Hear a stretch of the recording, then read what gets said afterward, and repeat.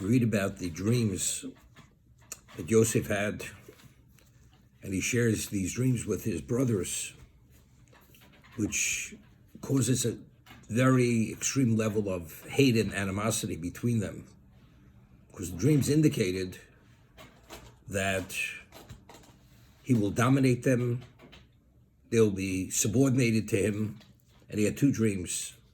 The first dream had to do with sheaves, that their sheaves bowed to his sheaf.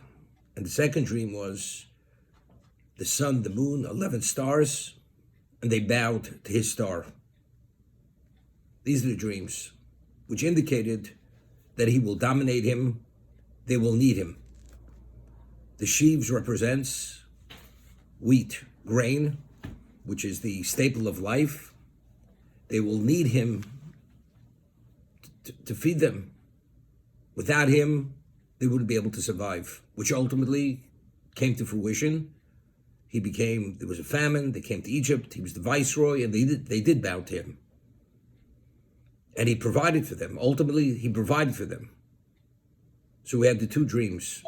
And this was the cause of the hate and the animosity. And the more he shared this with them, this only intensified the degree of dislike and hate. Now,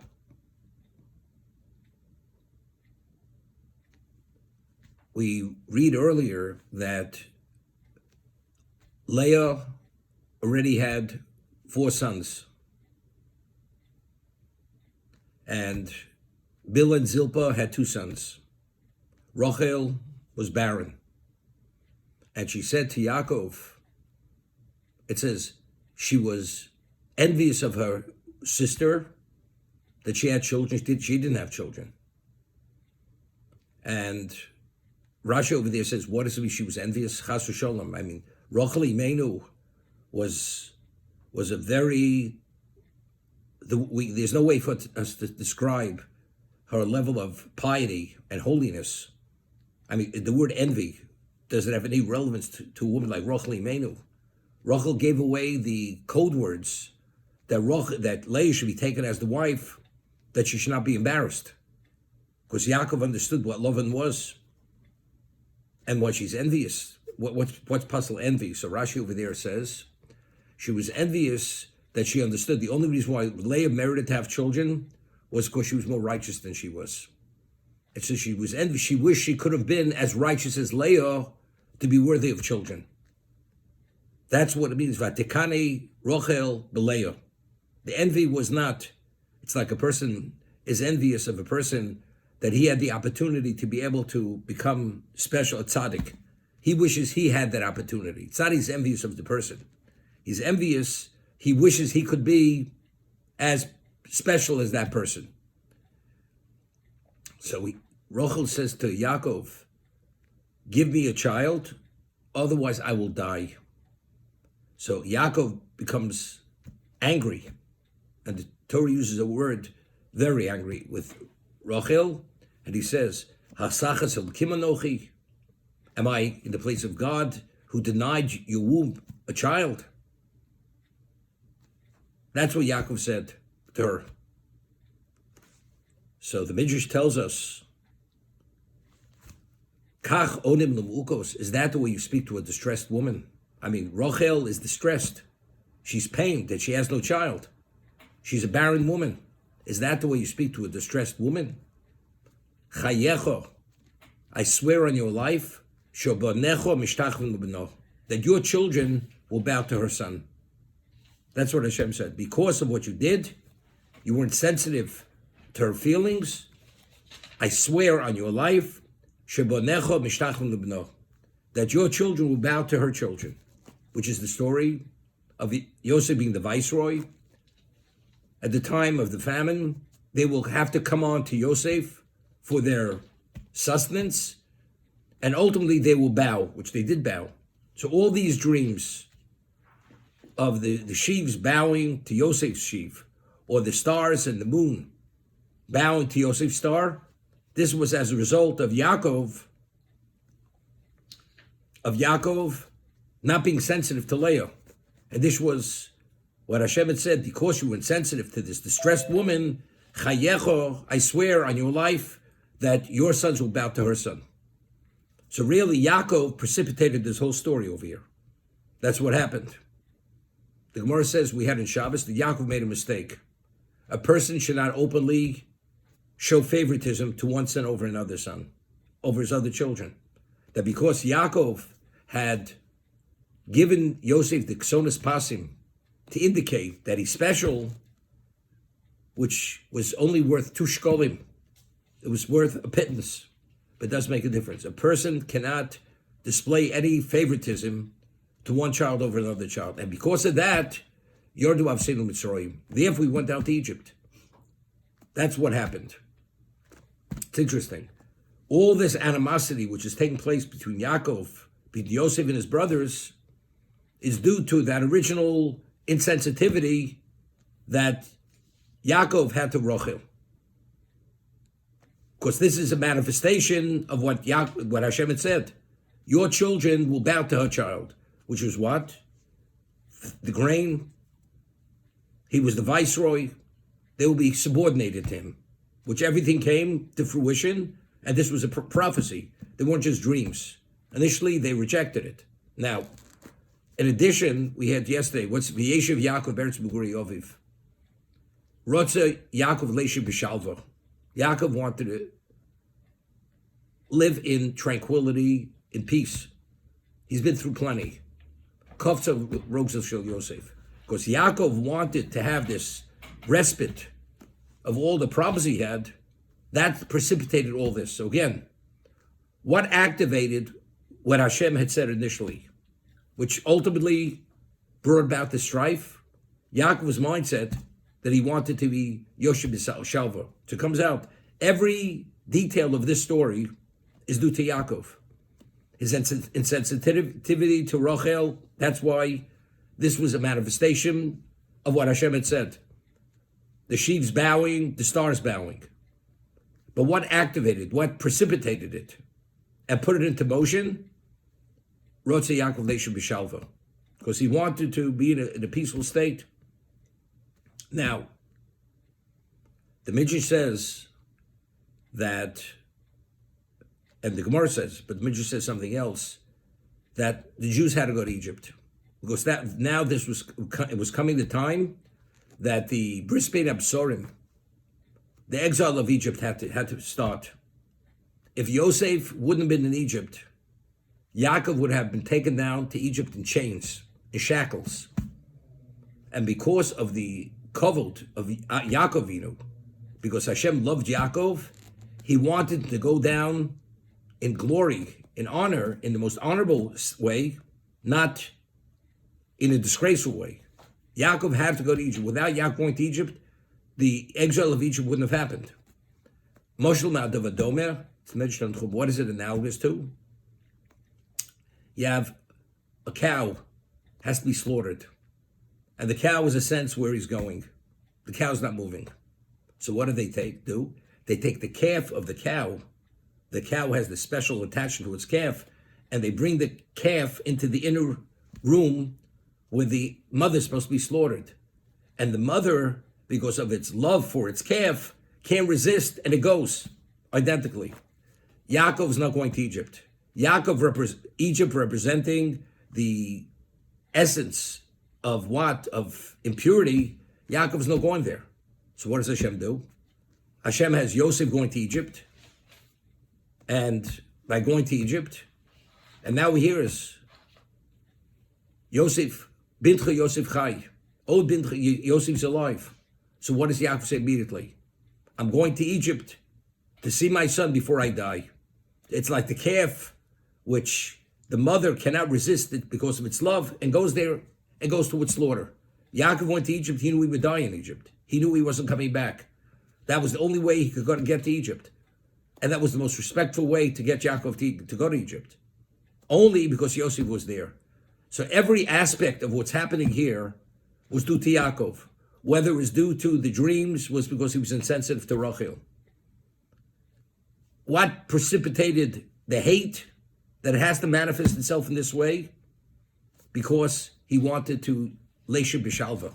He wanted to be a state in tranquility. And that's so all these various details and every aspect of the scenario is and Yaakov B'Shalva. So everything is ascribed to Yaakov. They are only the pawns on the board because Yaakov activated and did certain things which just had to manifest itself the way it did. It's interesting.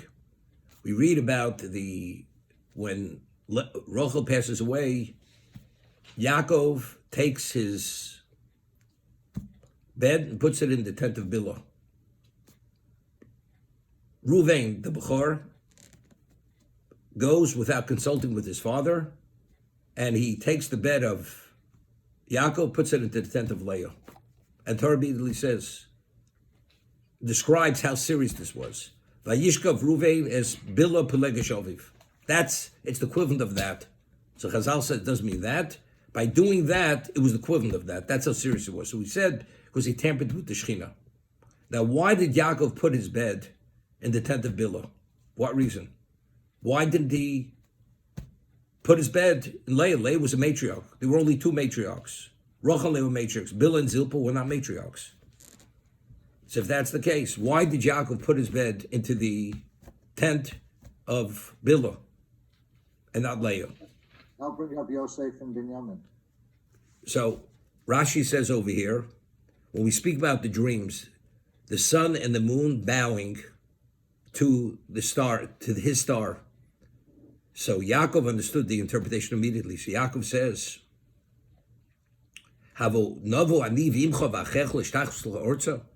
is it possible me and your mother and your brothers are going to bow, prostrate ourselves? So Rashi says, your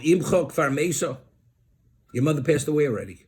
So how is it possible that your dream should have any value? Evidently, it's nonsense.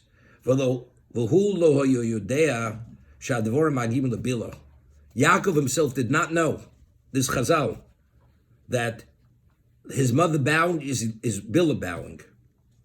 Shegidalto Kimo, who raised him as if Rachel would be raising him. Yaakov didn't know that. But factually, Bilhah was the equivalent of Rachel. That means Bilhah had the capacity to raise Yosef no less than Rachel. The equivalent of that. And Yaakov said, how's it possible? Your mother's no longer alive. Yaakov didn't know this. Now, we originally had said, why did Yaakov put his bed in the tent of Bilhah? Because since Bilhah was mentored by Rachel, was her maidser, and no one understood Rachel better than Bilhah. And she saw exactly. Yosef was how old when his mother passed away? Right? It was 6 years later after he was born, right? More. With 2 years on the road, they were 2 years on the road. He was 9 years old. He was 9 years old when his mother passed away. So Bilhah saw exactly, and he was the Lahava. He was the one who had those special qualities, which were her qualities. So she raised Yosef, understanding what his qualities were, and even surpassed hers, because he was the equivalent of his father. In addition, he was the Lahava, he was the flame to be able to destroy Esav. So she understood exactly how Yosef has to be raised. And therefore, that's the reason why Yaakov put his bed in the tent of Bilhah and not in the tent of Leah. Because ultimately, it was Yisrael Avos Yosef Mikol Bonov. He said Yosef, because he understood that who is going to be a successor? Yosef is a successor, because he has all the qualities and all the traits of his father, which the other sons don't have. He looked like him. He's the wisest of his sons. He was born to him in his old age. He had all those qualities. And because he understood the essence of Yosef, therefore the only one who could actually mentor him and bring out those qualities was only Bilhah. That's the reason why, even though she wasn't the matriarch, but factually, what is the value of a matriarch? Only to bring about the tribes, to establish the Klal Yisrael. Yosef could only, being orphaned, he could only develop only under the tutelage or under the guidance and the influence of Bilhah. But Yaakov didn't know to what degree Bilhah was. That was the reason why Yaakov did it. But it should be his mother. That he said, your mother's no longer alive. So Chazal say, but Yaakov didn't understand to what degree Bilhah was in terms of position. She was the equivalent of Rachel. So that's Imo. Okay, this is how we learned in the past. But it's interesting, every aspect of what's going on over here.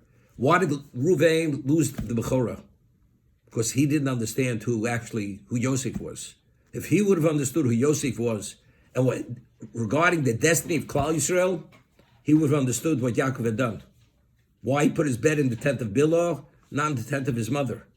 Because Yosef being orphaned, needed that mentoring. And Yaakov had to be involved together with Bilhah, raising Yosef to be that special child who was going to be his successor. Because only Yaakov knew what Yosef was, because Yosef was the equivalent of who he was. We had mentioned, the Gemara says in Sota, that Yosef was, to the degree of his father, he was supposed to father 12 sons. He was supposed to have 12 sons. When Yaakov gave the bracha to Yosef, what did he say? He said, Ephraim and Menashe, Keruve and Shimon Yuli. Ephraim and Menashe were grandchildren. They were not sons. But yet, when he gave him the bracha, he says, Ephraim and Menashe are no less of the equivalent of Reuven and Shimon. That means they're tribes, but they're grandchildren.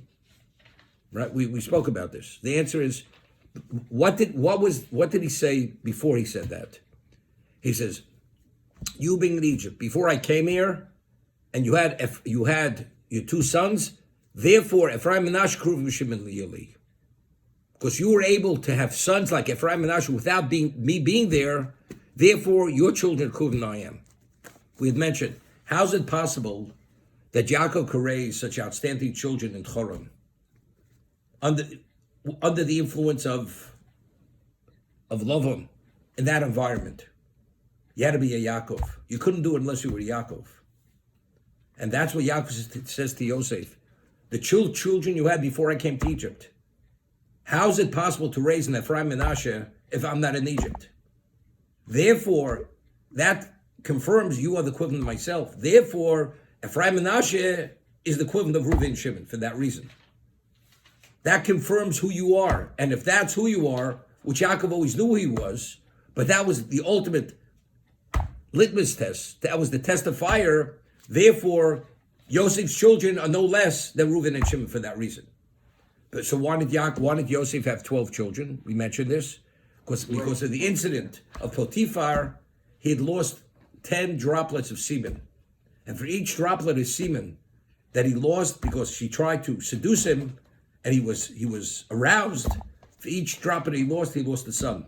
He did not have a son, but initially he was supposed to have 12 sons. As a result of that, he only had 2. So why 12? Because he was, in terms of his spiritual capacity, he was the equivalent of his father. As Yaakov had 12 sons, Yosef being literally the equivalent of his father, he was supposed to have 12 sons. Yaakov's sons were tribes, Yosef's sons were tribes. However, as they say, Hashem makes the determination. There's not meant to be more than 12 tribes who have a share in the land. Therefore, the whole scenario evolved with Potiphar's wife, and he lost the 12, he lost 10 of sons, but it's very interesting. Now, why did he lose those 12 droplets? Because she tried to seduce him, and he was aroused. Now, why did her eye go upon Yosef, come upon him? Why did he notice how beautiful he was? And she was attracted to him. Why? So if you remember, it says that when he became successful, he took over everything. He ran Potiphar's, all his financial affairs, and made every decision. He started to eat and drink, and he started to beautify himself. That's what he did. So the Chazal tell us, the Medrash says, Hashem says to Yosef, your father's grieving over you, and this is the way you behave. It's totally inappropriate. I mean, what you're doing, there's nothing wrong with what you're doing, as we discussed, because Yosef is beauty, and he wants to represent what his mother represents. But now's not the time. And because of what you're doing, I will sick the bear upon you. But Eshput was the bear, and she will notice your beauty, and she will attempt to seduce you. That's why she noticed him. So who actually precipitated that? That was Yosef's failing. So Yosef lost the 10 tribes due to the 10 drops of semen because Yosef had done something which was insensitive and disrespectful to his father. So Hashem, you see, he's like the puppeteer. He's pulling all the strings because Yosef had done something. He had this insensitivity. Therefore, she noticed it. Yosef was Yosef Hatzadik because he was not seduced. He was able to resist. But factually, what was the damage? There was collateral damage. The collateral damage was he lost 10 droplets. But factually, there were not meant to be more than 12 tribes or 13 tribes. 12 receiving a portion of the land, and Levi not having a portion of the land. Go down. Rabbi, two questions, Rabbi.